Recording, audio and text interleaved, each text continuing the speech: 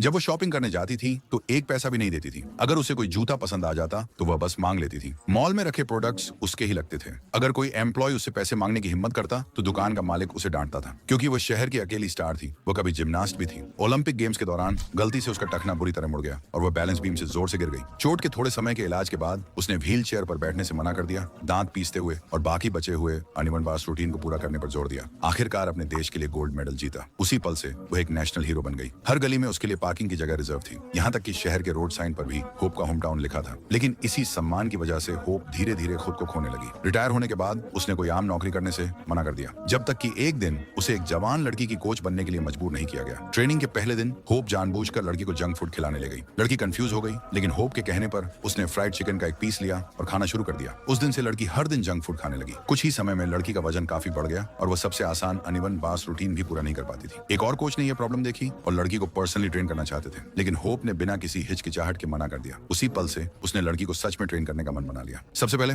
उसने लड़की की डाइट को कंट्रोल करना शुरू किया। उसे पास में स्वादिष्ट खाने की खुशबू के साथ खीरा खाने को दिया। रिजल्ट तुरंत दिखने लगे। फिर उसने लड़की को बहुत मुश्किल ट्रेनिंग दी, सब्र से हर मूवमेंट को ठीक किया और हर डिटेल पर ध्यान दिया। एक बार की कड़ी डांट धीरे धीरे सब्र वाली गाइडेंस में बदल गई। जैसे जब लड़की हमेशा लड़खड़ाकर लैंड करती थी तो होप ने अपना हेयर टाई उतारकर लड़की के टखने पर बांध दिया। दूसरी कोशिश में लड़की की लैंडिंग में काफी सुधार हुआ। उस पल होप को लड़की में अपना छोटा रूप दिखा। वो उसकी ज्यादा परवाह करने लगी और उसे एक गुड़िया भी दी। उसके पास एक क्लॉ मशीन की गुड़िया थी। जल्द ही ओलंपिक गेम्स ऑफिशियली शुरू हो गए। जब लड़की के मुकाबले की बारी आई तो होप को अचानक एहसास हुआ कि अगर लड़की चैंपियनशिप जीत गई तो वह सब कुछ खो देगी जो उसके पास कभी था। सारा ध्यान उससे हट जाएगा और उसके खास अधिकार खत्म हो जाएंगे। एक पल के लिए वो ये सब रोकना चाहती थी और लड़की का ध्यान भटकाने का कोई बुरा तरीका भी सोच रही थी, लेकिन यह सिर्फ एक ख्याल था। उसने एक गहरी सांस ली, स्टैंड में लड़की की मां की तरफ इशारा किया और मुस्कुराते हुए उसकी हिम्मत बढ़ाई। जैसा कि उम्मीद थी, लड़की ने लगभग एकदम सही परफॉर्म किया। उसने कामयाबी से गोल्ड मेडल जीत लिया। सारे कैमरे लड़की पर फोकस हो गए। होप को एक तरफ धकेल दिया गया, लेकिन इस बार उसके दिल में कोई जलन नहीं थी, कोई गुस्सा भी नहीं था और वह चुपचाप मुड़ी और चली गई, क्योंकि उसे आखिरकार जिंदगी में अपनी दिशा मिल गई थी। वह पुरानी शान से नहीं चिपकी रही, बल्कि दुनिया के सामने खुद को साबित करने का फैसला किया।